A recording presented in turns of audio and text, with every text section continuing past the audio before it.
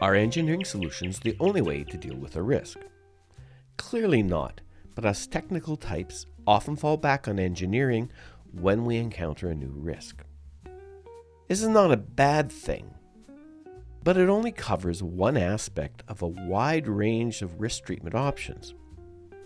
Others may include risk avoidance, just not being there when bad stuff happens, or risk reduction, minimizing the impact of a risk event in one way or another, or risk transfer through contracting, waivers, and the like, or insurance, covering financial exposure through insurance contracts, if we can get them, and even other financial options like hedging or contingency funding.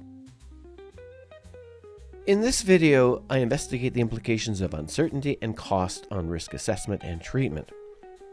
In later videos, I plan to cover the various options for risk treatment and some risk treatment basics. So let's get the ball rolling with a deep dive into cost and uncertainty in risk management. For the most part, our climate risk assessment work centers on climate hazards that hurt our operations, services, and other people. The work moves through a series of steps leading up to and following this kind of event. First, we identify and assess the types of hazards that worry us. This is the focus of most climate risk assessment work. And while I'm breezing over the assessment phase here, it can take a lot of effort to do correctly. I cover this in much more detail in other tutorials. After we finish the assessment, we enter a planning stage. This is where we start thinking about how to manage the risks we have identified. Often we have several options that we can consider. These could include creating new emergency response plans, risk financing, insurance, or doing major engineering work, among a whole bunch of other things. Next, we begin actual risk treatment activity. This involves final selection of alternatives and putting our plans into action. Here we may be developing and approving new procedures, doing engineering and construction, and anything else we decide will help us successfully navigate our way through an event. Preferably, planning, preparation, and treatment should be completed before an event ever happens.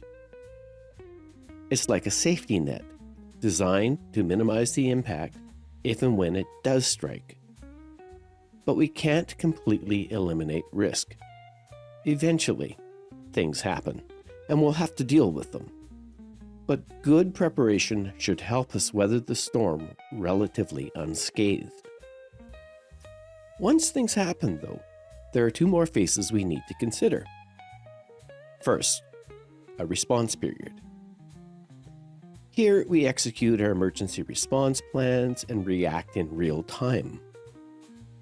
Often, we're under the gun, making rapid-fire decisions to limit damage and save lives. And then we enter a period of recovery. As things start to calm down, we'll need to evaluate the damage and sort out how we're going to rebuild and return to normal. This could involve physical renewal, auditing our response, and dealing with third parties who may have been affected by our actions during the event. Finally, this leads back to a period of assessment and planning, drawing on the lessons we have learned this time around. One difficulty we often encounter is the lack of certainty about such events. During assessment, the level of uncertainty can be very high, and folks can see this is a theoretical exercise, unimportant work. But as time goes on, we learn more and gain other experience. The uncertainty starts to drop, especially as we move deeper into planning and treatment. But when an event occurs, the uncertainty plummets to zero. This is real. It's happening. We are dealing with real issues. And this is why, in our work, Some uncertainty is actually a good thing. It means we still have time to plan and prepare. Conversely, our costs can escalate throughout the cycle. While the cost of assessing and planning and treatment may seem high, this is nothing compared to the cost of responding and recovering. During an event, costs can soar, and even after, we can continue to see high spending through the recovery period as we repair, replace, or renew our systems. This is often urgent work, and we may have few cost control options. It's survival. We need to get back to normal as quickly as possible to support local businesses and residents. One goal of planning and treatment is to bend the cost curve to make these periods of higher spending more manageable. While we can't prevent an event, good planning and treatment can dramatically reduce the expense of response and recovery. And this is a key goal of climate risk treatment.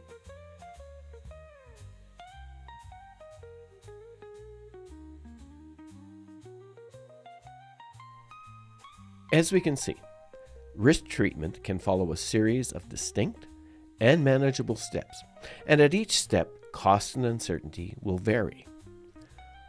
While I know that it can be difficult or even impossible to eliminate a risk, we can see the impact of effective risk treatment. It changes the spending profile if and when a risk event does happen. All of this begs a question. Just how much should I treat a risk? How far should I bend that cost curve? I will address this in our next tutorial. What's the difference between risk appetite and risk tolerance, and why should I care? See you there.